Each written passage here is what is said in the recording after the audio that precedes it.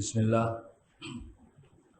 इन्नल हम्दुलिल्लाह नहमदुहु व नस्तईनुहु व नस्तगफिरुह व नऊज़ु बिल्लाहि मिन शुरूरि अनफुसिना व मिन सय्यिआति अमालिना मन यहदिल्लाहु फला मुदिल्ल लहु व मन युद्लिल फला हादिय लहु व अशहदु अन ला इलाहा इल्लल्लाहु वहदहु ला शरीका लहु व अशहदु अन्ना मुहम्मदन अब्दुहु व रसूलुहु अम्मा बाद फ़इन्न खैरुल हदीस किताबुल्लाह व खैरुल हदी हदी मुहम्मदिन सल्लल्लाहु अलैहि वसल्लम वशर्रुल उमूरि मुहदसातुहा व कुल्लु मुहदसातिन बिदअह व कुल्लु बिदअतिन दलाला व कुल्लु दलालातिन फिन्नार।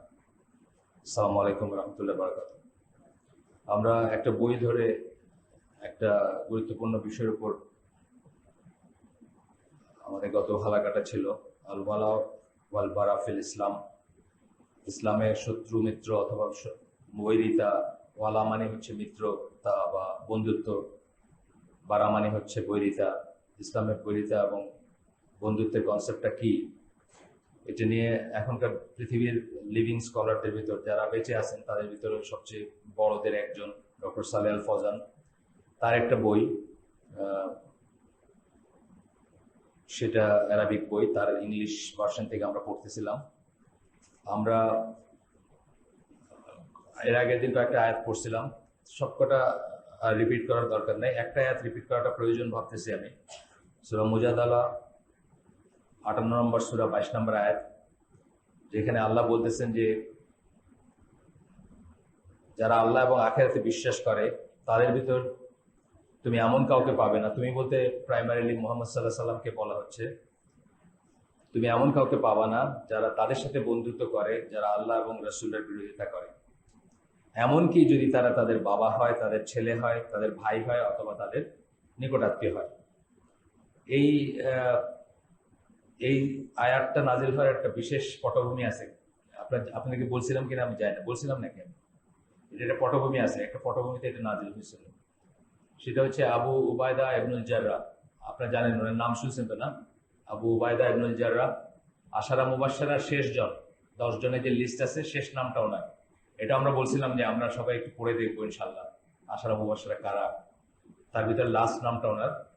উনি ওমর রাদিয়াল্লাহু আনহুর আন্ডারে সিএনসি ছিলেন বা সিপাহ সালার ছিলেন এবং বীর একজন যোদ্ধা। আর বদর যুদ্ধের সময় উনি যখন মুসলিমদের হয়ে যুদ্ধ করতেছিলেন তখন ওনার আব্বা ছিলেন কাফেরদের সাইডে, মানে ওই সাইডে কুরাইশদের সাইডে, কাফেরদের সাইডে। তো যখনই উনি খুব বীর দর্পে যুদ্ধ করতেছিলেন, কিন্তু যখনই ওনার এইটা খুব মানে এফিসিয়েন্সিটা বেড়ে যাচ্ছিল, বা যখন যুদ্ধের একটা এফিসিয়েন্সি আছে না, কে কতটুকু করতে পারতেছে, তখনই দেখা যাচ্ছে যে ওনার আব্বা এসে ওনার এবং শত্রুদের মাঝখানে দাঁড়ায় পড়তেছে, থিঙ্কিং দ্যাট আমাকে দেখলে ও একটু ক্ষান্ত হবে বা ও একটু টেন ডাউন হবে।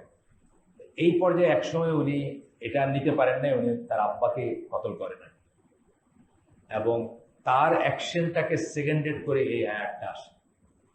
তার অ্যাকশনটাই ঠিক, উনি যেটা করছেন ওইটাই ঠিক। তার বাবা কাফের ছিলেন, তার বাবা তাকে বাগড়া দিচ্ছিলেন, তার মানে পথ রোধ করতেছিলেন, এবং তখন যে উনি তার উপর অস্ত্র চালাইছেন এইটাই ঠিক। আল্লাহ এটাকে সেকেন্ডেড করছেন এই আয়াতের মাধ্যমে, এবং এই জন্যই বলতেছেন যে যদিও তারা, এমনকি তারা যদি তাদের বাবা হয়, তাদের ভাই ছেলে হয়, তাদের ভাই হয় বা নিকট আত্মীয় হয়, তবুও তাদেরকে বন্ধু হিসাবে, আউলিয়া হিসাবে নিবে না তারা। অর্থাৎ আবু উবায়দা ইবনুল জাররাহ উনি যে ওনার যে অ্যাকশনটা, ওনার যে স্ট্যান্ডটা, এই স্ট্যান্ডটাই ঠিক আল্লাহর চোখে। আজকে আমরা মানে ছেলে বাবা এগুলো ছেড়ে দিলাম, আমরা আজকে সামান্য একটু সামাজিক সম্পর্কের জন্যই আল্লাহর বিরোধিতাকে হজম করি, রসুলের বিরোধিতাকে হজম করি, রসুলের সম্বন্ধে টিটকারি মারে বা আজেবাজি কথা বলে, এগুলোকে আমরা সন্তুষ্ট চিত্তে বা হাসি মুখে মেনে নিই। এই বাবা ছেলে ভাই এগুলো কিছুই না। মানে ধরেন কোন একটা লিটারেরি সার্কেলে আপনি একটা সাহিত্যের সমাবেশে আছেন, ওইখানে দেখলেন যে একজন কবি বা একজন সাহিত্যিক আল্লাহ রাসূল সাল্লাল্লাহু আলাইহি ওয়াসাল্লামকে একটা কটাক্ষ করে নেমে গেল, আমরা চুপ করে বসে শুনি, হয়তো হাততালি দিয়ে পড়ে লাস্টে আর কি, কথাটা অনেক, বক্তব্যটা অনেক ভালো হয়েছে, নজবিল্লাহ। আমাদের চিন্তা করা উচিত যে আসলে এটাকে কিন্তু এখানে বলা হয়েছে ঈমানের শর্ত হিসাবে। আমি গতদিনই বললাম আপনাদের যে আল্লাহ যখন এরকম ভাবে বলেন যে যারা আল্লাহ এবং আখিরাতে বিশ্বাস করে বলে একটা কথা বলেন, তার মানে এটা না হইলে এটা না, মানে এটা যদি না মনে করে সে, তাহলে সে ইমানদার না, বা এটা ইমানের শর্ত, বা এটা ইমানদার হলে তার এই শর্ত পূরণ করতে হবে। যাই হোক, এরকম আরো অনেক আয়াত আছে, মানে এটা এই আয়াতটা নিয়ে মেইনলি ওয়ালাল বাড়ার কনসেপ্টটা আসছে, কিন্তু এরকম আরো অনেক আয়াত আছে যেখান থেকে আমরা জানি যে আল্লাহ এবং আল্লাহ রসুলের পজিশনটা আমাদের লাইফে সবচেয়ে উপরে। আল্লাহ এবং আল্লাহ রসুলকে আমরা নিজেদের প্রাণের চেয়ে বেশি ভালোবাসবো, এটা এটা আমাদের ইমানের দাবি, না হলে আমরা ইমানদার না, এটা আমরা জানি।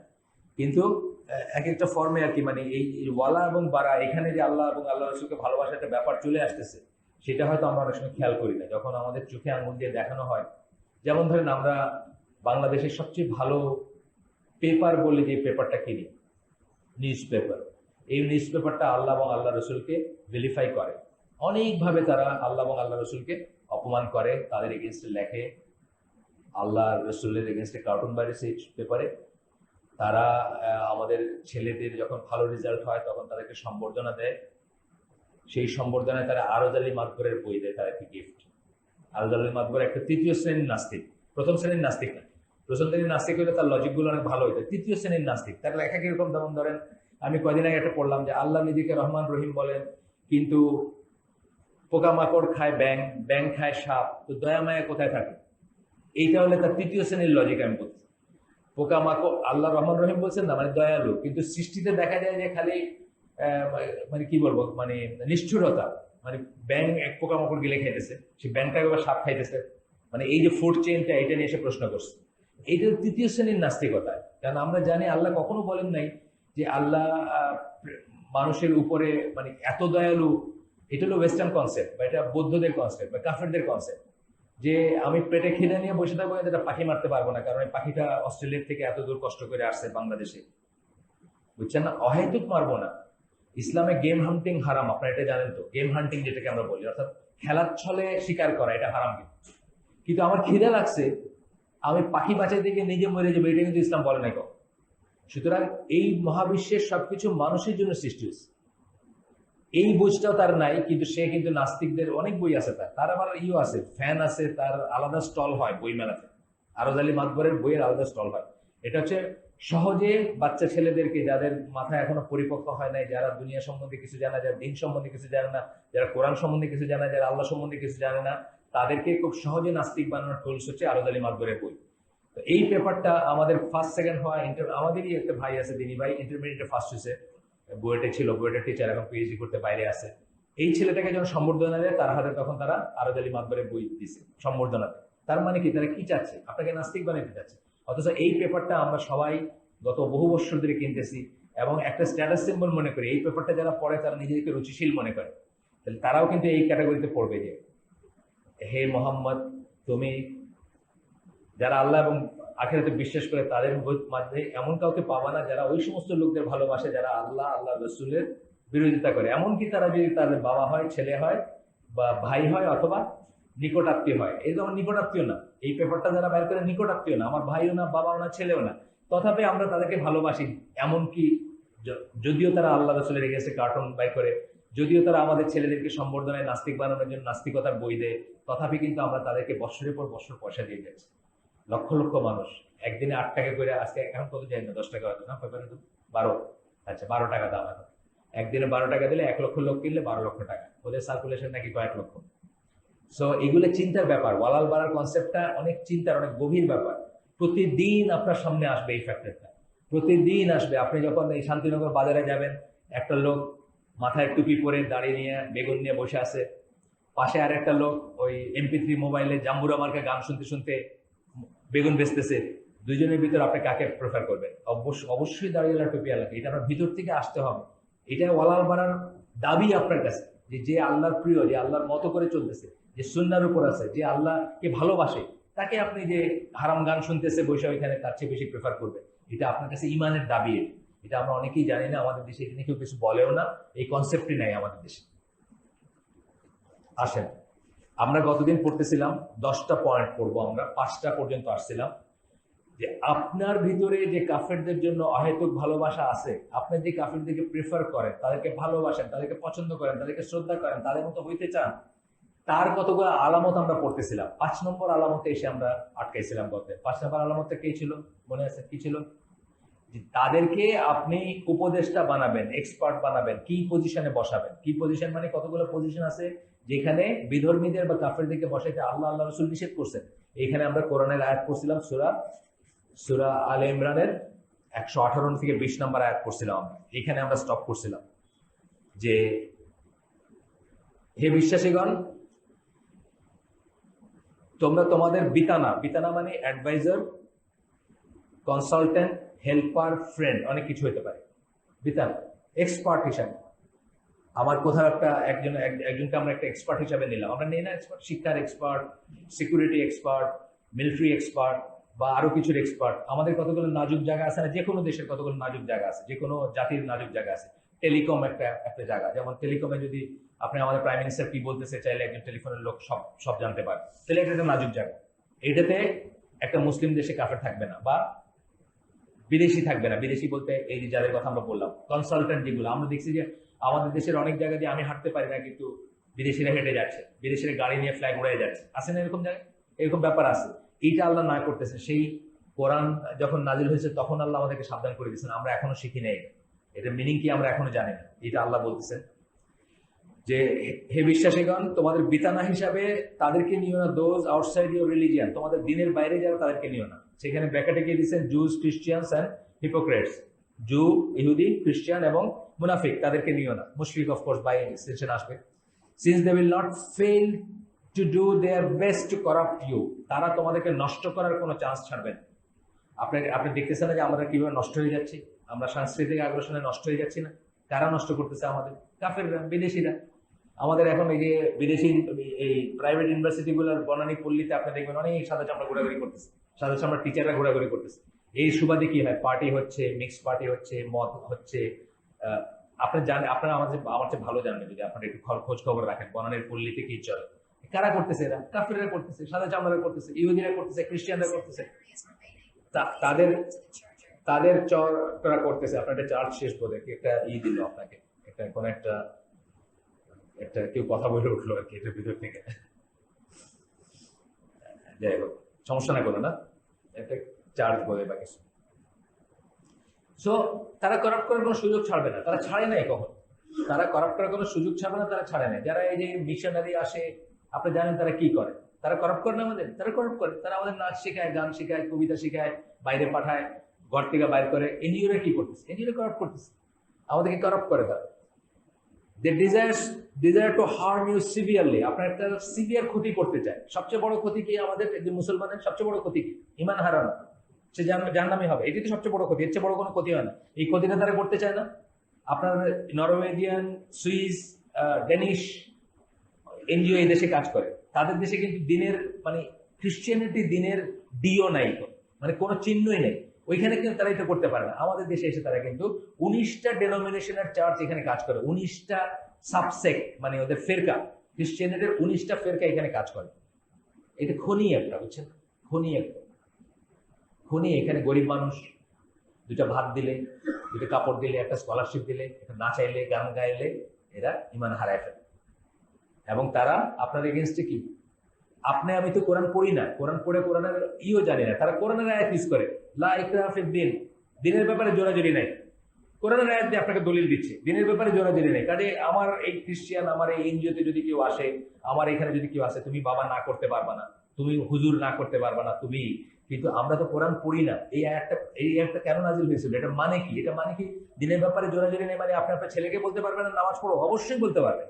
এটা দিনের ব্যাপারে জোরাজুরি নেই, এটার পার্টিকুলার একটা আছে, প্রসঙ্গ আছে। কেন? এটা শানে নজুল আছে, সাবাব যেটাকে বলি, আসবাব বলি আমরা।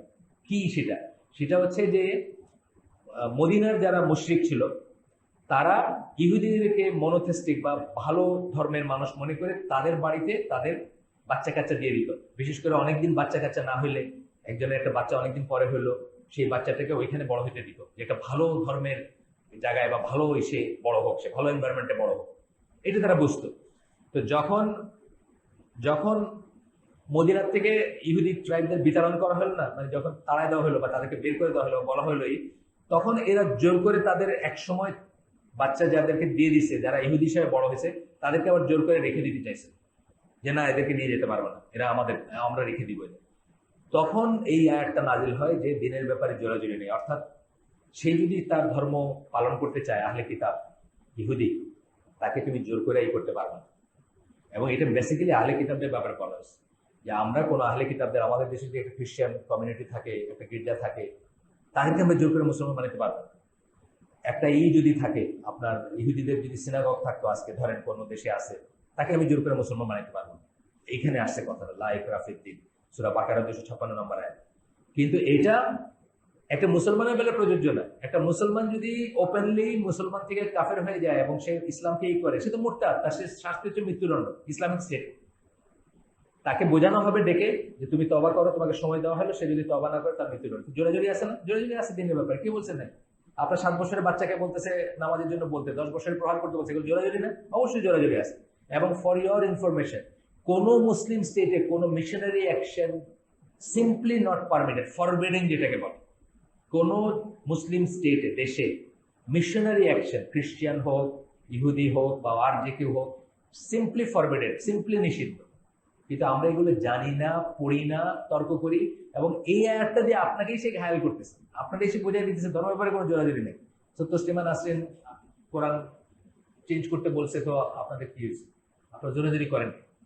তসলিমা নাসরিন বলছে যে কোরআনে ভুল আছে, নিষিদ্ধ আছে না ব্যাপারটা, এরকম আরো বলছে, বুজুর্গরা আছে বলছে যারা, কোরআনের এটা ভুল, কোরআনের ওটা ভুল, কোরআনে এটা ঠিক না, কোরআনে এই এই ডিসক্রিমিনেশন আছে, ওই ওই ওই অবিচার আছে, এই ইনজাস্টিস আছে। এবং আমাদের এখানে কি বলবো, লা ইকরাহা ফিদ্দিন, দিনের ব্যাপারে কোনো জোরাজুরি নেই, তারটা সে বলুক, তোমারটা তুমি করো, এটা ঠিক না।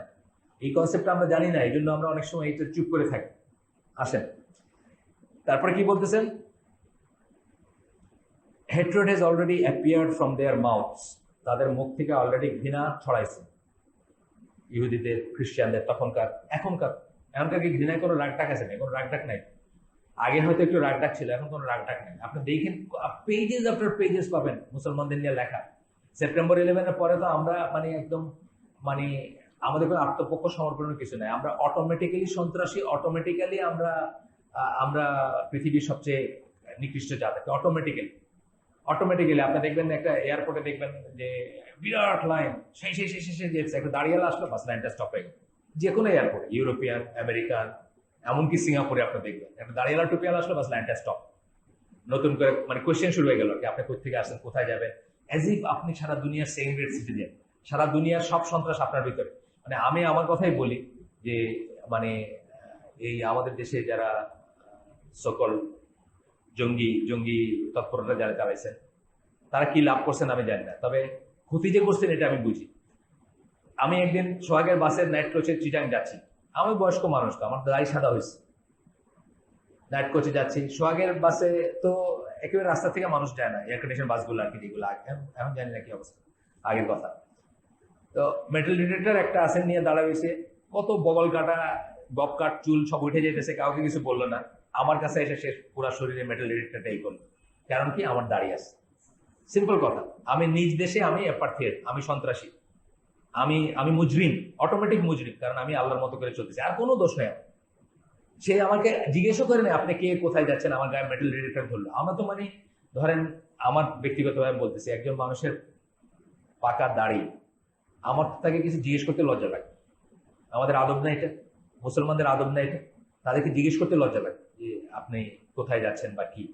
সেখানে যদি সবাইকে করে কোনো সমস্যা ছিল না, সবাইকে করলো, এইরকম এই কানের ভিতরে লাগানো জিন্স পরা ছেলে যাইতেছে, হুই is more likely to do something, তাই না? মানে তার ডাকাতি হোক, চুরি হোক, সেই করতে পারে, আমি তো করবো না।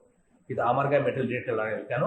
এর আগে এই বোমাবাজি হয়েছে, সেই আমরা লাভ করি নাই কোনো, কিন্তু এই ক্ষতিগুলো আমাদের হয়েছে, এবং আমরা এখন অটোমেটিক মানে বাই ডিফল্ট মুজরিম সারা দুনিয়াতে।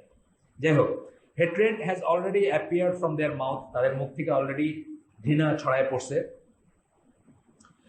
আর তারা এগুলো কোনো রাগ ঢাক করে না। আপনি যদি পড়েন, আমি বইয়ের নাম বলি, যাদের যাদের স্কোপ আছে পড়তে পারে, ডেথ অফ দ্য ওয়েস্ট একটা বই, প্যাট্রিক বুখানন হচ্ছে একসময় রিপাবলিকান নমিনেশন পাইছিল, মানে পাওয়ার কথা ছিল, সে শেষ পর্যন্ত পায় নাই, যাই হোক ছিল আর কি, কন্টেস্টেন্ট ছিল রিপাবলিকান প্রেসিডেন্ট হিসেবে হওয়ার জন্য।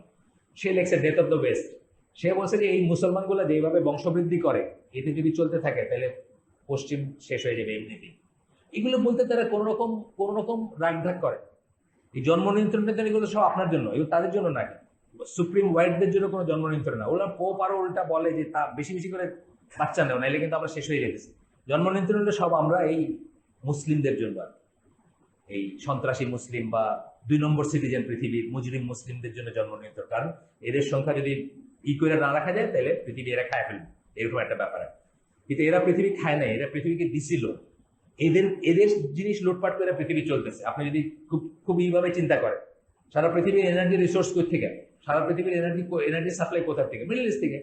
মিডল ইস্ট কারা? এটা মুসলমানদের না। সারা পৃথিবী এদেরকে খাইতেছে, কিন্তু ভাবটা দেখা যায় এরা পৃথিবী খায় ফেলবে।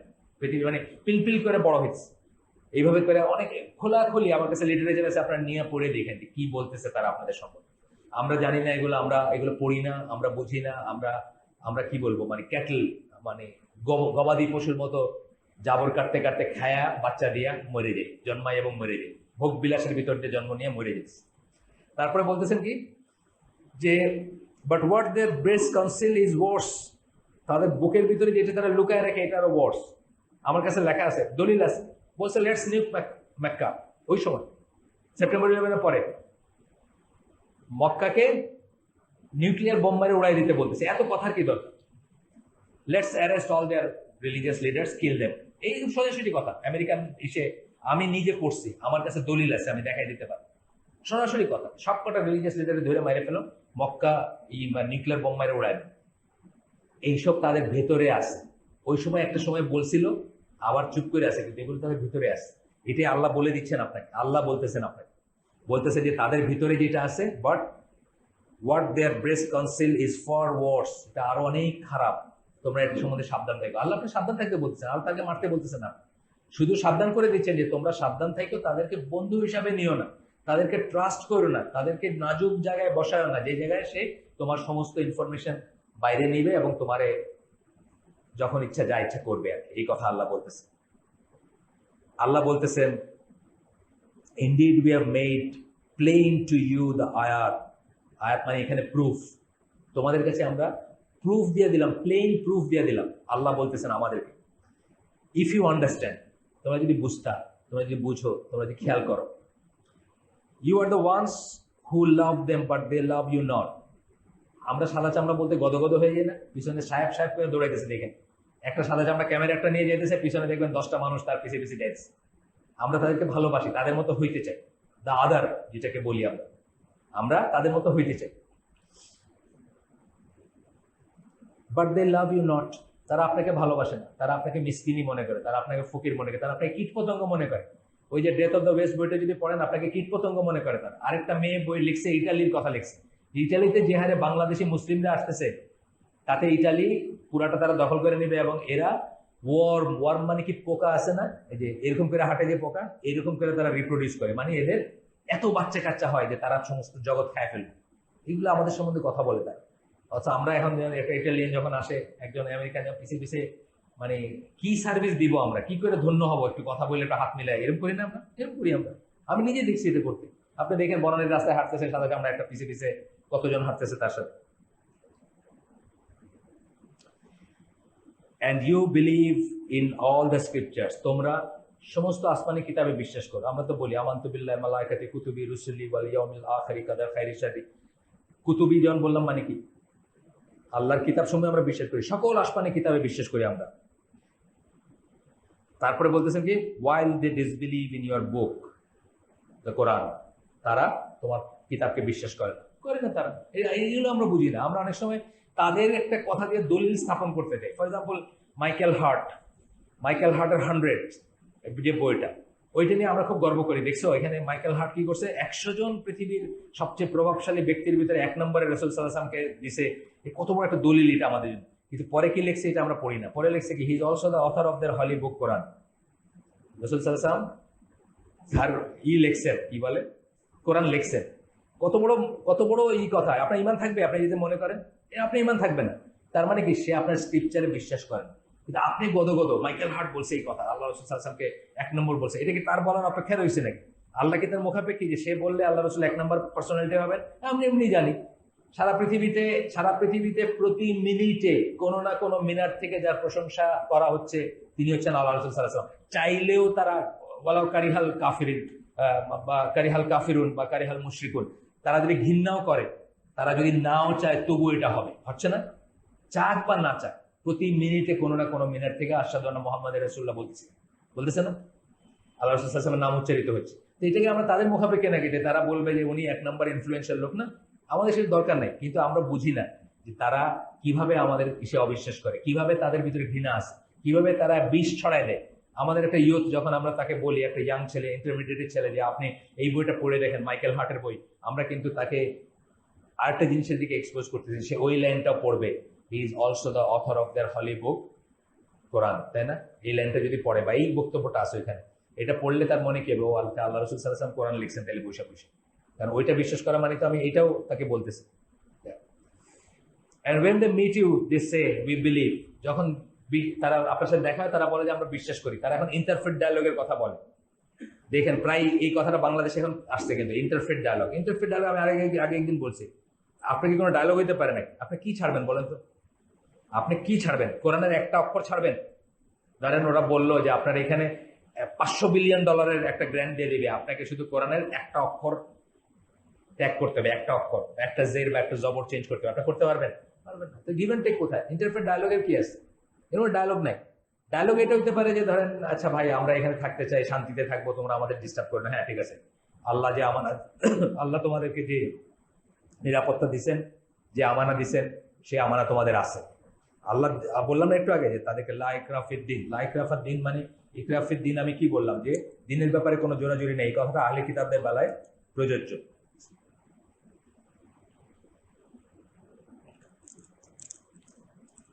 সো তোমরা তোমাদের ধর্মকর্ম করতে পারবা, আমরা তোমাদের বাধা দিব না, এই ইন্টারফেট ডায়লগ হইতে পারে। আচ্ছা, ডায়লগ কি? আবার ডায়লগ, আমি কিছু ছাড়তে পারবো? যদি বলা যায় আমার ডিস্টার্ব হয়, ঘুমের ডিস্টার্ব হয়, আজানটা জোরে দিয়ে না মাইকে, আমরা কি বলতে পারবো? এগ্রি করতে পারবো? পারবো না। একটা শব্দ না, আমি বললাম একটা জের বা জবর, আপনি যেটা জানেন, একটা ফাথা বা একটা কাসরা, আপনি কি চেঞ্জ করতে পারবেন? এটা একটা ফাথা চেঞ্জ করলে বা একটা কাসরা চেঞ্জ করলে কোরআনের মিনিং চেঞ্জ হয়। আপনারা জানেন মুতাজিলারা সেটা চেষ্টা করছেন। তাদেরকে আমরা কি ভ্রান্ত ফেরকা মনে করি? সকল মুসলমান মুতাজিলাদের ভ্রান্ত ফেরকা মনে করে। তারা কি করছিল? একটা ওয়ান অফ দ্য অ্যাকশনস আর কি, তাদের একটা ফাথার এই দম্মাকে চেঞ্জ করতে চাইছিল ফাথা দিয়ে। এই মুসার সাথে আল্লাহ কথা বলছেন এই আয়াতটা গেল। তারা বলে যে we believe, but when they are alone they bite the tips of their fingers at you in rage. কিন্তু তারা যখন একা থাকে, নিজের আঙ্গুল কামড়ায় তোমাদের উপর রাগে, তোমাদের উপর ঘৃণায়, তোমাদের উপর ক্রোধে তারা এই করে। যাই হোক, এটা গেল 5 নম্বর পয়েন্ট। এটা নিয়ে আমরা আর বেশি কথা বলতে চাই না, অনেক দলিল আছে, আমরা আগের দিন বলছি। 6 নম্বর আলামত যে আপনি কাফেরদেরকে ভালোবাসেন, আপনার ভিতর তাদের মতো হওয়ার ইচ্ছা আছে, বাসনা আছে, তাদেরকে আপনি পছন্দ করেন, তাদের মতো হইতে চান, এইটার আলামত বলতেছেন ডক্টর সালেহ আল ফৌজান। 6 নম্বর বলতেছেন ইউজিং দেয়ার ডেট ক্যালেন্ডার। এখানে দেখেন, আমরা এই মসজিদে আজকে আরবি মাসের কত তারিখ হয়তো একজনও বলতে পারবো না ঠিক মতো। এটা কিন্তু একদিনে হয় নাই, over the period of time হয়েছে না। আমরা তাদের ক্যালেন্ডার ইউজ করি। আচ্ছা, একটা জিনিস বুঝলাম যে তাদের ক্যালেন্ডার ইউজ না করলে এই মুহূর্তে হয়তো এই সমাজে চলতে পারবো না, কিন্তু সাইড বাই সাইড তো আমরা অন্তত ওইটাও জানতে পারতাম যে আজকে আরবি মাসের কত তারিখ। একদিন আমরা ওই কাটাপন মসজিদে আমি তখন নামাজ পড়তাম, ওই দিনকে ঢুকছি, তো খতিব জিজ্ঞেস করলেন যে কেউ কি বলতে পারবেন যে আজকে কয় তারিখ? ওই দিন ছিল মহরম মাসের 1 তারিখ, মানে আরবি নববর্ষ, প্রথম বর্ষ শুরু। ওই যে দেখেন একটা বাংলা নববর্ষতে কি অবস্থা। মানে এর আগে একদিন হয়েছে পয়লা বৈশাখের দিন, উনি আসছেন আধা ঘন্টা দেরিতে। কাটাবন মসজিদ তো রমনার আশেপাশে না, রাস্তায় ছেলে মেয়ে হাজার হাজার। আমি পৌঁছেছি ধরেন 20 মিনিট দেরিতে, উনি পৌঁছেছেন আধা ঘন্টা দেরিতে, ঢুকতে পারতেছেন না। আর ওই সমস্ত ছেলে আর মেয়ের বাপরাই কিন্তু মসজিদের ভিতরে ওয়েট করতেছে ফর জুমা, কিন্তু ওদের জন্য জুমা ফরজ না, ওইসব ছেলেদের জন্য। তাদের জন্য মেয়ে মানুষের সাথে নিয়ে আর এসো হে বৈশাখ গাওয়াটা ফরজ হয়। যাই হোক, তো উনি বললেন যে এই যে মনে আছে আপনাদের, মানে ওই বলতেছেন যে আমরা কি করি, বাংলা নববর্ষে কি করি, ইংরেজি নববর্ষে কি করি। আর আজকে আপনারা কেউ বলতে পারলেন না এই মসজিদে যে আজকের ডেটটা কি। আজকে কিন্তু মহরমের 1 তারিখ, মানে আরবি নববর্ষের প্রথম দিন। আমরা সেলিব্রেট করি না এটা, ঠিক আছে, আমরা সেলিব্রেট করি না, আমরা এটাকে বিশেষ কিছু মনে করি না, কিন্তু অন্তত জানা তো উচিত মুসলিম হিসাবে। এই কথাটা বলতেছেন যে তাদের calendar as it represents their religion marking the birth of Jesus in remembrance of Jesus' birthday. এটা আসলে কি থেকে হয়েছে? তারা ঈসা আলাইহিস সালামের জন্মদিবসকে ডেটাম ধরে তারপরে ক্যালেন্ডারটা বানাইছে। তাদের ক্যালেন্ডার ইউজ করে মানে কি সেই সিস্টেমটাকে রেসপেক্ট করে না। তাদের নবীকে, নবীকে মানে নবীকে আমরাও রেসপেক্ট করি, কিন্তু নবীর জন্মদিন তো আর আমরা করি না, আমাদের নবীরও করি না, তাদের নবীরও করি না, জন্মদিনের কোনো কনসেপ্ট নাই আমাদের। কিন্তু আমরা কি করতেছি, তাদের ওই রিলিজিয়াস জিনিসটাকে আমরা আমাদের জীবনে ধারণ করতেছি। শুধু তাই না, আপনি 25 তারিখ বলেন, একটা মুসলমান কোনদিন 25 তারিখ ভুল করবে না, 25শে ডিসেম্বর। একটা মুসলমান 1লা জানুয়ারি ভুল করবে না। একটা মুসলমান, এখন আর নতুন অ্যাড হয়েছে, 14ই ফেব্রুয়ারি ভুল করবে না। একটা মুসলমান এখন, মানে অনেক ইংলিশ মিডিয়াম মুসলমান ভাই বোনরা এখন হ্যালোইন ভুল করবে না, কিন্তু তারা হয়তো রাসূল সাল্লাল্লাহু আলাইহি সাল্লামের বার্থডেটা হয়তো জানে না, অথবা মানে মৃত্যু দিবসটা হয়তো জানে না, অথবা মহরম কোন দিন সেটা জানে না। এই কথাটা বলতেছেন আর কি উনি। 7 নাম্বার হচ্ছে joining them in their holidays, তাদের ছুটির দিন বা উৎসবে তাদেরকে জয়েন করা। আজকাল ক্রিসমাস পার্টিতে বহু মুসলমান যায়, নিউ ইয়ার্স পার্টিতে বহু মুসলমান যায়। শুধু তাই না, আপনাদেরকে বললাম কয়েকদিন আগে যে আমাদের এক দিনী ভাই আছেন, ডাক্তার শাকিল, উনি বলতেছিলেন যে ওনার ফ্যামিলির মাঝে কিছু মানুষ তার মেয়েদেরকে, খুব ক্লোজ মানুষ, তারা তার মেয়েদেরকে বলছে যে সান্তা কোন হোটেল, রেডিসন অথবা ওয়েস্টিন, এগুলো কোন সান্তা ক্লজ দেখতে নিয়ে যাবে আর কি। সান্তা ক্লজ মানে কি, ওই যে ওই তুলা দিয়া দাড়ি দুড়ি বানায় আর ওই তুলা দিয়া বরফ বানায়, একটা লোক গিফট দেয়, মানে খ্রিস্টানদের আরেকটা ট্র্যাপ আর কি, টু অ্যাট্রাক্ট আদার্স, অন্যদের ই করার, ওইটা দেখতে নিয়ে যাবে। মানে এই সমস্ত ফিতনাগুলো আসছে। Joining them in their holidays, helping them celebrate their holidays. একটা হলো জয়নিং দেম, যোগ দেওয়া, আর একটা হলো হেল্পিং দেম, তাদেরকে সাহায্য করা। বাংলাদেশে বহু মানুষ, এই যে কলাবাগানের পূজা মণ্ডপ দেখলাম যে সৌজন্যে কোনো এক মুসলমান ভাইয়া।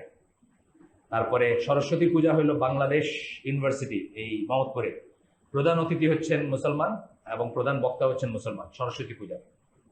Joining them in their holidays, helping them to celebrate their holidays, এই কথা বলতেছে।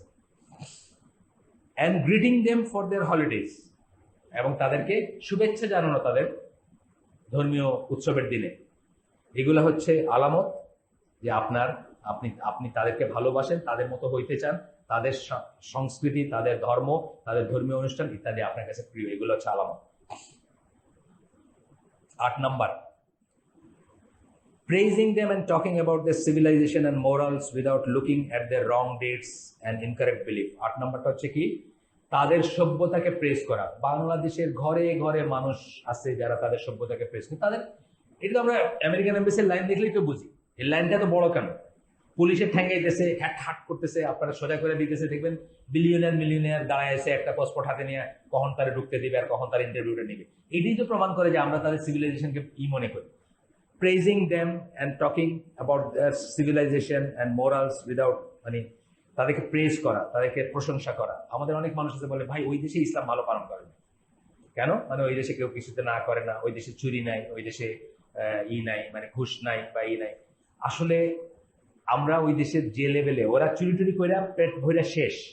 যেমন ধরেন ব্রিটিশ মিউজিয়ামটা যদি আপনারা দেখেন, সমস্ত জিনিস হচ্ছে ব্রিটিশ কলোনি থেকে চুরি করে নিয়ে ভরা। আপনি দেখেছেন না, কোহিনুর থেকে নিয়ে যা আছে সব হচ্ছে চুরি আর ডাকাতের জিনিস। চুরি ডাকাতি করে শেষ, এখন আর ছিচকা চুরি করতে হয়। কিন্তু বড় চুরিগুলো যদি জানেন, এই যে হ্যালিবার্টন, ডিক চেনি, আপনি যদি পড়েন ডোনাল্ড রামসফিল্ড, এরা শত শত কোটি ডলারের চুরি করছে, হাজার হাজার কোটি ডলারের চুরি করছে। ফেয়ার চাইল্ড বা বড় বড় এইগুলো যেগুলো শত শত কোটি ডলারের চুরি করছে। কিন্তু কি হয়েছে, যখন চোররা বড় হয়ে যায় তখন তারা আপনার আমার এই ছোট জিনিস নিয়ে বদার করে। যেমন সিঙ্গাপুরের কথা আমি বলি, সিঙ্গাপুর খুব ডিসিপ্লিন একটা দেশ, সাংঘাতিক সব দেশ। আপনি রাত্রে 3টার সময় আপনার 6 বছরের মেয়েকে চাইলে মুদির দোকানে পাঠাইতে পারবেন, সেফটি সিকিউরিটির কোনো অভাব নেই। আমাদের দেশে মানুষের দিওয়ানা সিঙ্গাপুর দেখা। আচ্ছা, এই সিঙ্গাপুরে 60-এর দশকে চাইরানা পয়সা, চাইরানা মানে ওদের যে 25 সেন্ট নিয়ে বাইরে গেলে আর ফিরে আসতে পারবেন কিনা কোনো ঠিক ছিল না। কিন্তু এখন যেটা করছে, যেইভাবেই হোক কিভাবে করছে সেটা আরেকটা স্টোরি।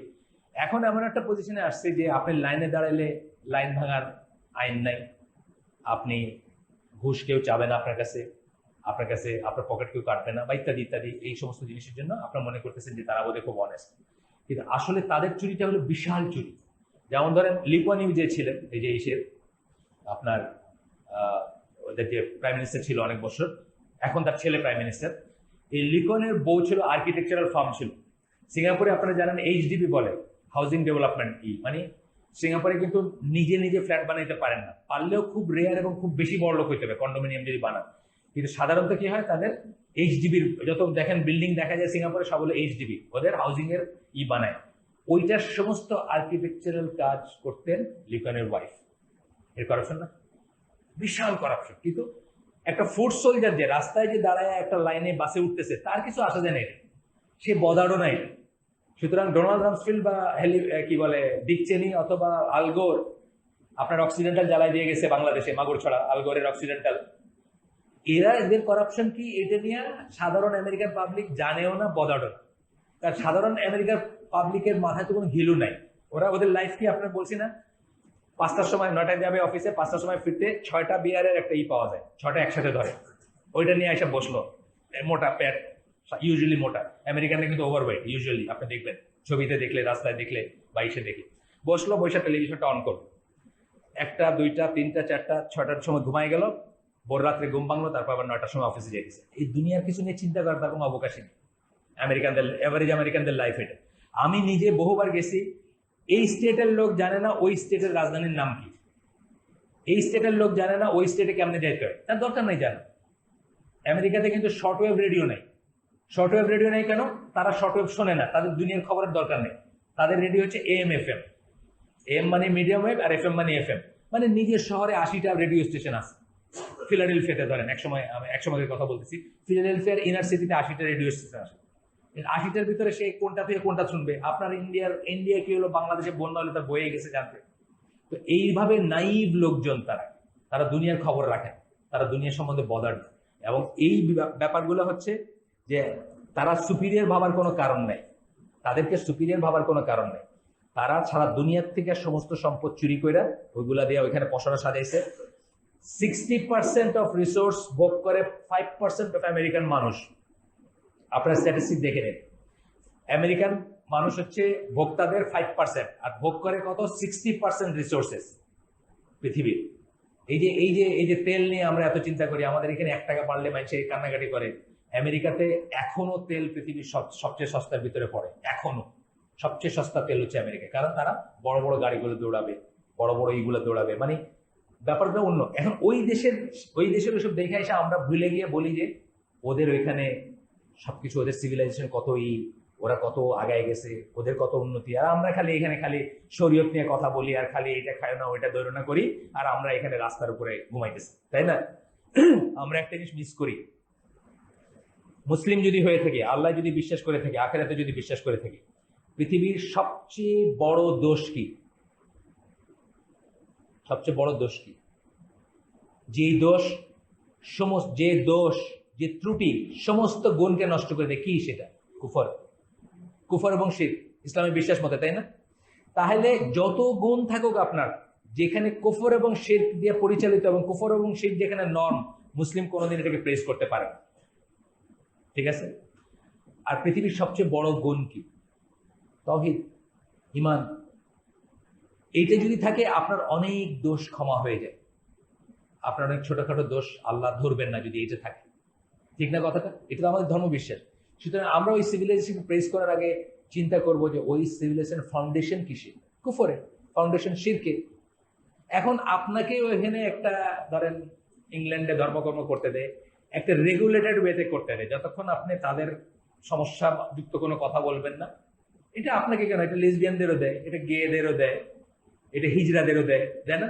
হিজড়াদের অ্যাসোসিয়েশন আছে ইংল্যান্ডে, লেসবিয়ানদের অ্যাসোসিয়েশন আছে, গেদের অ্যাসোসিয়েশন আছে, ওদেরকে মিছিল করতে দেয়, ওদেরকে প্যারেড করতে দেয়, ওদেরকে ব্যানার লাগাইতে দেয়, আপনাকেও দেয়, যতক্ষণ আপনি তার লাইনটা ক্রস না করবেন, তাই না? ব্যাপারটা লাইনটা ক্রস করেন, you are behind the bars for life.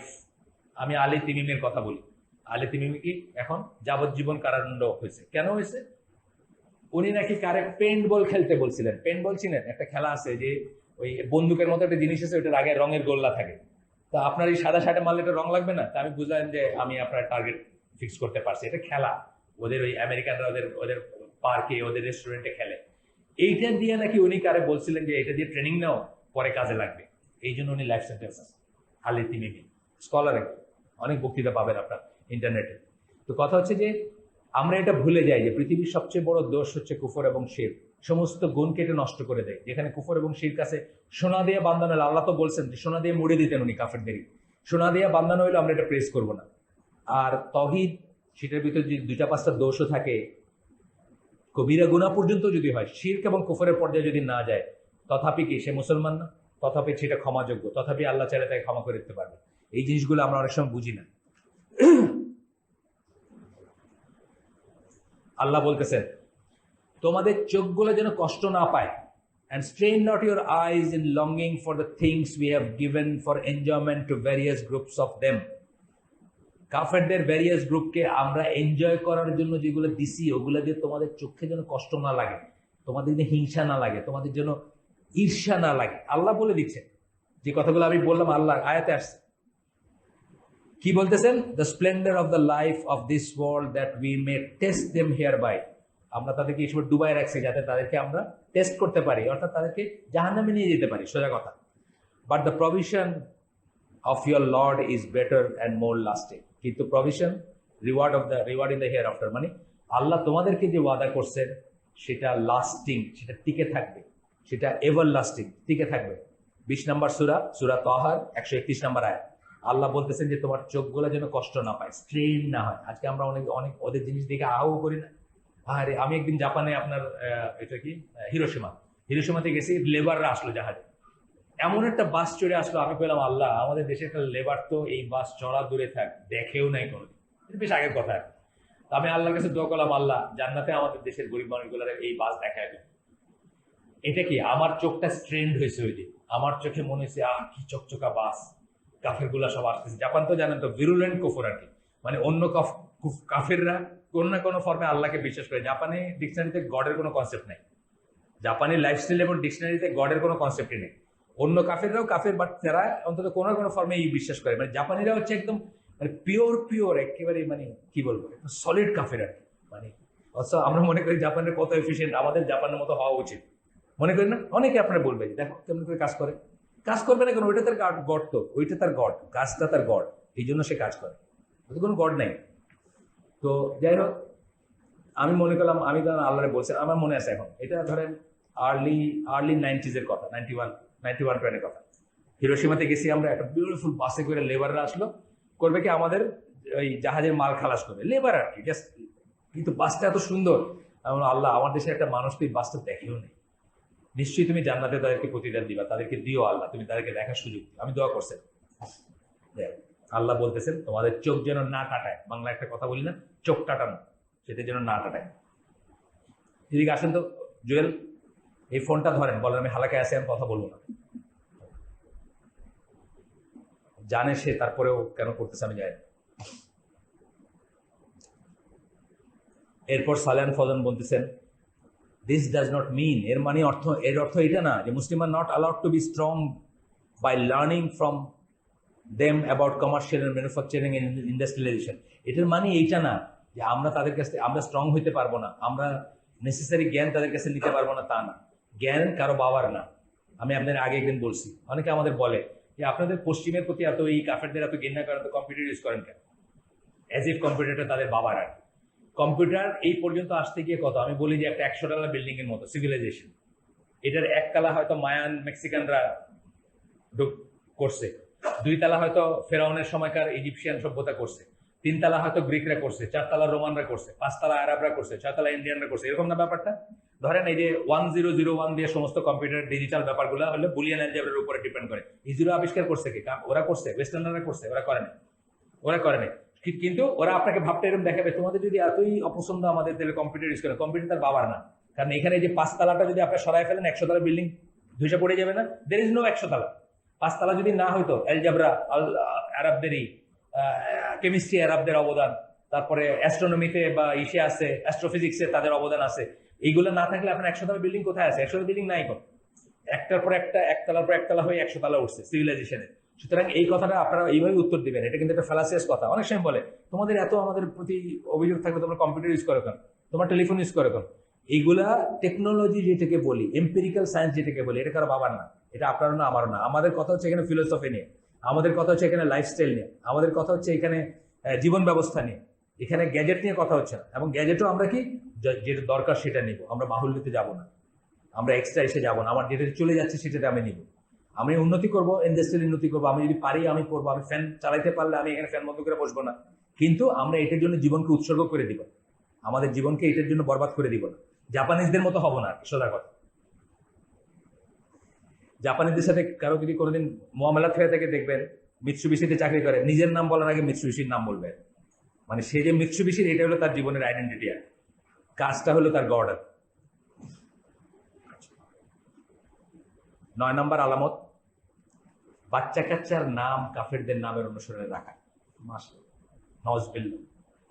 আজকালকে John, Johnny আছে না, জন, জনি, অর্ঘ, অর্ক, কিছু বাদ নাই আর কি। মানে একেবারে খুব খুব মানে একেবারে ডিপার হিন্দু নামগুলো আছে। আমি এই হিন্দুয়াইজেশন আপনার ইন্দোনেশিয়া দেখে আসছি। ইন্দোনেশিয়াতে হিন্দুদের প্রভাব ছিল। নামাজ পড়ে তেলালা, তেলালা বলি আমরা, মানে গ্রিজার বলে ওকে আর কি, মানে মোটরম্যান বলে, ইঞ্জিন রুমের একটা কর্মচারী, ক্রু আর কি। নামাজ টামাজ পড়ে, নাম কি ইন্দ্র, ইন্দ্র তার। আরটা হলো সেকেন্ড ইঞ্জিনিয়ার ছিল আমার, নাম কি হারি, সব ইন্দ্র হারি, এই যে বলতেছেন। Naming children by their names in lieu of the names of Muslims, fathers, mothers, grandparents and the names used by Muslims, Muslim communities. এটা হচ্ছে একটা আলামত যে আপনি তাদেরকে ভালোবাসেন।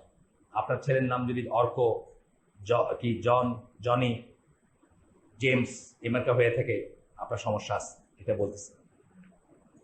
বেস্ট নাম কি? আল্লাহ রাসূল সাল্লাল্লাহু আলাইহি ওয়াসাল্লাম বলে গেছেন বেস্ট নাম হচ্ছে আব্দুল্লাহ, আব্দুর রহমান, এই ধরনের নাম, যেটা আল্লাহর, মুসলিমের হাদিস, এটা আল্লাহর নামের সাথে যুক্ত নাম। আমরা এগুলো লজ্জা লাগেন, লজ্জা লাগেন, আমার এগুলো লজ্জা লাগে। সিলেটি আছেন নাকি? এখানে কেউ সিলেটি আছেন? সিলেটে এই ধরনের নাম রাখে ছোট লোকেরা, আব্দুল খালেক, আব্দুর রহমান করে ডাকে। এখন তো বুঝতেছি ওরাই ঠিক বলে, ছোট লোকেরা এরকম না, আব্দুল খালেক এরকম ডাকে। আমরা শুধু খালিদ ডাকি, আমরা শুধু খালিদ ডাকি, আমরা শুধু মুকিত ডাকি, শুধু মোহিত ডাকি, বা শুধু, বুঝছেন না, মানে আল্লাহর একটা নাম আর কি, শুধু এটা ডাকি। আমরা শুধু হামিদ ডাকি, আমরা আব্দুল হামিদ বলি না, যেমন আমাদের আভিজাত। আর লোলি পিপল যারা, তারা আব্দুল হামিদ বলে ডাকে, অথচ ওইটাই সত্যি, কিন্তু ওইটাই ঠিক। কিন্তু আল্লাহ রাসূল ওইটাকেই পছন্দ করে গেছে। এই যে বলতেছেন এখানে আব্দুল্লাহ, আব্দুর রহমান, এগুলো হচ্ছে বেস্ট নাম। আল্লাহর নামের সাথে আব্দুল আব লাগায় যে নামগুলো হয়। 10 নম্বর, তাদের জন্য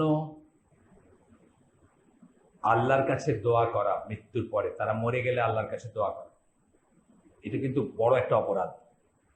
এটা কিন্তু আল্লাহ সুবহানাহু ওয়া তাআলা আল্লাহ রাসূল সাল্লাল্লাহু আলাইহি ওয়াসাল্লামকে তার মায়ের জন্য দোয়া করতে দেননি, জানেন তো আপনারা। তার মার জন্য দোয়াটা পারমিট করেন নাই। সূরা তাওবায় আয়াত নাযিল হয়েছে, কিন্তু জিয়ারত করার পারমিশন দিয়েছে। পড়ে দেখেন আপনারা, আপনারা পড়েন না কেন, আপনারা হাদিস পড়েন না কেন, আপনারা সিরা পড়েন না কেন? সিরা পড়লেই দেখবেন যে আল্লাহ রাসূল সাল্লাল্লাহু আলাইহি ওয়াসাল্লামকে মায়ের জন্য দোয়া করতে আল্লাহ দেন নাই, পারমিট করেন। বলছেন যে জিয়ারত করতে পারবেন, জিয়ারতের পারমিশন দিচ্ছে। Seeking forgiveness and mercy from Allah for them, as this is tantamount to loving them and agreeing with them in their belief. আপনি যদি কোনো বিধর্মী, ইহুদি, নাসারা, কাফের, মুশরিকের জন্য মৃত্যুর পরে দোয়া করেন, মৃত্যুর পরে, জীবদ্দশায় করতে পারেন, একটা দোয়া শুধু করতে পারেন, হিদায়াতের দোয়া। আল্লাহ, এই লোকটা আমার বন্ধু, আমরা একসাথে মেরিন একাডেমিতে ছিলাম, তুমি তারা হেদায়েত দিয়ে দাও, তারা মুসলমান বানায় দাও, করতে পারে। এই দোয়া জায়েজ এবং হয়েছে মুসলমান। আমাদের জাহাজের ভিতর মানে একাধিক, এখানে একটা ছেলে থাকতো, এই যে গ্র্যান্ড, এই কি এটা নাম, এই গ্র্যান্ডের একটা কি আছে ফ্ল্যাট, ফাটল দোষের যেটা কনকর্ড গ্র্যান্ড না, হ্যাঁ, এটাতে থাকতো ছেলেটা। এখন বোধহয় একটু দূরে চলে গেছে। একে নিয়ে আসবে একদিন, আপনারা শুনবেন এর কাছে গল্প। প্রদীপ কুমার রয়, বরিশালের খ্রিস্টান। তার কনভার্সন স্টোরিটা শুনে আমাদের ওইখানে মজলিস অনেকে কাহিনী দিচ্ছে। আর মঞ্জুর এলাহি ভাই বলছেন যে চালায় যান। যখন শেষ হয়েছে তাকে ধীরে কোলাকুলি করছেন, বলে আপনার সাথে একটু কোলাকুলি করি। এত টাচি স্টোরি। সে যখন প্রথম মুসলিম হয়, মুসলিম হওয়ার পরে তার ওয়াইফ তখনও খ্রিস্টান, তার ওয়াইফকে তারা লাগাইছে যে একে চেঞ্জ করার জন্য, বুঝছেন। আর সে খালি দোয়া করতো, আল্লাহ আমার বউটা যেন চেঞ্জ হয়ে যায়। জাহাজে সেল করতেছে, একদিন অস্ট্রেলিয়া যাচ্ছে বোধহয় চায়নার থেকে, পথে ওর ওয়াইফের চিকেন পক্স হয়েছে। তো চিকেন পক্স হওয়ার পরে তাকে কোয়ারেন্টাইনে রাখছে। ওই যে জাহাজে একটা হসপিটাল থাকে, যাতে অন্যদের ভিতর না ছড়ায়, সেই জন্য ওইখানে থাকা অবস্থায় তাকে ও প্রদীপ আর কি ঈশের বই দিছে পড়তে। ওর নাম এখন আশফাক, মুসলিম নেম। তাকে ঈশের বই পড়তে দিছে, এই যে কোরআন বা এই ধরনের কিছু পড়তে দিছে, ইসলামের বই। ওই অবস্থায় ওই মেয়ে ডিসাইড করছে সে মুসলমান হবে। সে বাইর হয়ে বলছে যে, মানে কোয়ারেন্টাইন থেকে বাইর হয়েছে যখন, বা যখন হয়েছে যে সে মুসলিম হবে। এখন ফুল ফ্যামিলি মুসলিম, এবং সে তার বাচ্চাদের নিয়ে গিয়ে হজ করে আসছে। যে আমার তো আর কেউ নাই, আমার তো বংশ, আমার তো আর কেউ নাই, আমি তো একা, আমার ভাই, চাচা, মামা, দাদা সবাই কাফের না। আমার এই বাচ্চাদের যদি আমি নবীর জায়গা বা মসজিদুল হারাম বা কাবা শরীফ এগুলো না দেখাই, তাহলে এদের জানবেও না যে এদের হেরিটেজ কি, এদেরই কি। সে বাচ্চা কাচ্চা নিয়ে গিয়ে হজ করে আসছে। একদিন নিয়ে আসবো ইনশাল্লাহ এখানে, যদি দেশে থাকে একদিন আপনাদের এইখানে থাকতো, চলে গেছে মানে এই ইসের জন্য চলে গেছে আর কি, তার বাচ্চাদের পড়াশোনা বোধ ওইদিকে গেছে। এখন এখন সে আপনার এই বনশ্রী টনশ্রী দিকে কোথাও রামপুরের দিকে থাকে, এখানে তার নিজের ফ্ল্যাট আর কি, এই কনকর্ড গ্র্যান্ডে। তো আমি একদিন ইনশাল্লাহ নিয়ে আসবো। খুব আমাদের 6 বছর জুনিয়র, ম্যারিন একাডেমির ছেলে, মাশাআল্লাহ আলহামদুলিল্লাহ, মানে ফুল ফ্যামিলি। তারা অনেক চেষ্টা করছে তাকে ফিরে আনার, তাকে অনেক নসিহা করছে, মানে তাদের নসিহা, তাদের পাদ্রি দিয়া, তাদের দিয়া বহু তন্ত্রমন্ত্র করছে, কিন্তু আলহামদুলিল্লাহ সে মানে খুব স্ট্রিট ফাস্ট ছেলে আর হজ টস করছে, দাঁড়িয়ে আছে, মানে দেখে বোঝার কোনো উপায় নাই যে সে কি আর কি ছিল, সরি কি না, এখন তো সে আমাদের ভাই, সে কি ছিল। যাই হোক, সূরা তবার এই আয়াতটা এখানে কোট করছেন, যেটা আমি বললাম রাসূল সাল্লাল্লাহু আলাইহি ওয়াসাল্লাম মায়ের ব্যাপারে, যেটা it is not proper for the prophet and those who believe to ask Allah's forgiveness for the mushrikeen, even though they be of keen after it has come clear to them that they are dwellers of fire. আমরা যখন জেনে যাব যে আমাদের কোনো নিকটাত্মীয় ঈমান ছাড়া মৃত্যুবরণ করছে, সে যদি আমাদের ভাই হয়, বাপ হয়, মা হয়, চাচা হয়, বন্ধু হয়, তার জন্য আমরা মাগফিরাতের দোয়া করতে পারি না, এটা আল্লাহ নিষেধ করতেছে। আর এখানে পার্টিকুলারলি রাসূল সাল্লাল্লাহু আলাইহি ওয়াসাল্লামের জন্য বলতেছেন যে প্রফেটের জন্য বিফিটিং না, বাই এক্সটেনশন আমাদের জন্য না। আমরা অনেকেই আমাদের এই যে কি মারা গেছে, সঞ্জীব সিংহা মারা গেছে না, খুব নাম করা সিঙ্গার ছিল না, আমার যুগের না কি, আমার যুগের পরে, আমি জানতাম না, হঠাৎ একদিন দেখি সঞ্জীব দা চলে গেলেন। ওরা তো আর মরে না, ওরা তো চলে যায়, মানে মুসলমানদেরই হচ্ছে যে মারা গেছে, ইন্তেকাল করছে বা যাই হোক, ওরা বলে চলে গেলেন। মানে কার সম্বন্ধে জানি লেখছে, একদিন দেখি বলা নাই কোয়া নাই, চলে গেলে এমনি এমনি চলে গেলেন। আবিদ রহমান না, আবিদ কি নাম, আবিদুর রহমান নাকি, একটা একটা কি আছে, হ্যাঁ না না, একটা সম্পাদকের নাম কি, আবিদ কি, আবিদ বলেন না, আবিদুর রহমান, হ্যাঁ, আরে এই যে এখানে একটা গোটা আছে, কি নাম, কালো একটা স্পট আছে, সে লিখতেছে কোন দায়ের কথা লিখতেছে, বলা নাই কোয়া নাই, চলে গেলেই হলো, মানে বইলেও গেলেন না, একটু এমনি এমনি চলে গেলেন, এজ ইফ নোটিশ দিয়ে আর কি, নোটিশ আসে, নোটিশ দিয়ে যায় মানুষ।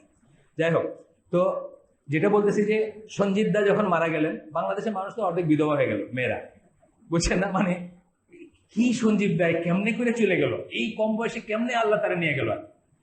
তার মানে কি, তারা এই কাফের জন্য তারা রিগ্রেট করতেছে, তারা তার জন্য দোয়া করতেছে, তারা তাদের মানে পাল্লে ফিরাই নিয়ে আসতো আর কি, এরকম ব্যাপার। যাই হোক, এইবার আমরা পড়ব যে আপনার ভিতর 10টা আলামত বলছেন, যেগুলিতে বোঝা যাবে যে আপনার ওয়ালাটা ঠিক আছে, আপনার ওয়ালার যেটাকে বলে ওয়ালার যে বিশেষণটা, এটা ঠিক আছে, আপনার ভালোবাসাটা ঠিক জায়গাতে আছে, এইটা বোঝার 10টা আলামত। 1 নম্বর আলামত, অর্থাৎ আপনি মুসলমানদেরকে ভালোবাসেন, আল্লাহ যেটা বলছেন, 1 নম্বর আলামত, কাফেরদের দেশ থেকে আপনি মুসলমানের দেশে হিজরত করবেন। স্বপ্নের আমেরিকা, স্বপ্নের কানাডা, স্বপ্নের অস্ট্রেলিয়া থেকে আপনি পচা দশা মশায় কামড়ানো বাংলাদেশে হিজরত করবেন। কেন? কাফের দেশে থাকাটা আপনার জন্য হারাম, সেই জন্য। স্বপ্নের আমেরিকা, স্বপ্নের কানাডা, স্বপ্নের ইটালি, স্বপ্নের জার্মানি, স্বপ্নের ফ্রান্স থেকে আপনি এই পচা কাদা মাখা এই রিক্সাওয়ালা, ওই আমি রিক্সা অনেক রিক্সাওয়ালা থেকে নোট নিতে গিয়ে 3বার করে তাকাই, মানে ওইটা ময়লা বুঝছেন না, প্যাকেট থেকে খুলে দিয়েছে, ঘাম মুছতেছে এই দিয়া, ওই যে গামছা দিয়ে এরকম করে আর কি, বুঝছেন। কত সুন্দর সাদা চামড়ার হাত থেকে, মেয়ে মানুষের হাত থেকে টাকাটা নিছে, এখানে এসে এই ব্যাটার কাছ থেকে নিচ্ছে, নেস্টি নোংরা জায়গা, এখানে মানুষ থাকে। Immigration is moving from the land of non-believers to the land of believers. Immigration হিজরত কাকে বলে? কাফেরদের দেশ থেকে বিশ্বাসীদের দেশে আপনি আসবেন। To protect one's religion, আপনি নিজের দিনকে রক্ষা করার জন্য আসবেন। এখানে আমাদের ভিতর অনেকে আছে, যাদের ধরেন মুরব্বী যারা আছেন, তারা যদি আজকে গিয়ে আমেরিকায় থাকেন, আমি শিওর তাদেরকে কেউ নষ্ট করতে পারবে না, তাদের কোনো সমস্যা হবে না, তারা ইটালিতে থাকলেও হবে, তারা হয়তো ডেনমার্কে, সুইডেনে থাকলেও হবে না। কিন্তু আমরা যে আমাদের বাচ্চাদেরকে ওখানে পৃথিবীতে আনতেছি, তাদেরকে বড় করতেছি, এটা কিন্তু মারাত্মক একটা ব্যাপার। হামজা ইউসুফ বলে একজনের কথা বলি আমি এখানে, যিনি বলতেছেন যে 1930-এর দশকে লস এঞ্জেলস এলাকার মসজিদগুলো বাংলাদেশি ফার্মাররা নাকি ওখানে গেছিল, তারা দিছিল। এখন তাদের নাতিরা বলে যে my grandfather use to be a Muslim, মানে মসজিদ টসজিদ বলতে গেছেই, বলে যে আমার দাদা একটা মুসলিম ছিল, use to be a Muslim. ও আমার বলে না my father use to be a Muslim, এরকম বাংলাদেশিও এখানে পাবেন যারা বলবে my grandfather use to be a Muslim. এবং এইটার রিভার্স সদগায় জারিয়া আপনার উপর যাবে, কারণ আপনি তাদেরকে ওইখানে জন্ম দিয়ে কাফের বানাইছেন, এবং যতদিন তারা বেঁচে থেকে যত কুফরের সাথে যাবে তার জন্য আপনার দায় দায়িত্ব থাকবে। এটা আমি বলি যে দুনিয়াকে আপনাকে উদ্ধার করতে বলেন, আপনাকে নিজেকে উদ্ধার করতে বলছেন। সেই পয়েন্টে ইভেন একজন দায়ীরও চিন্তা করা উচিত। দায়ীদের থাকাটা কিন্তু জায়েজ, আমরা বলি না 5টা ক্লজে জায়েজ বলি। দায়ীরা কিন্তু দাওয়াতের কাজে থাকতে পারেন, কাফের দেশে থাকতে পারেন, জায়েজ, কোনো সমস্যা নাই।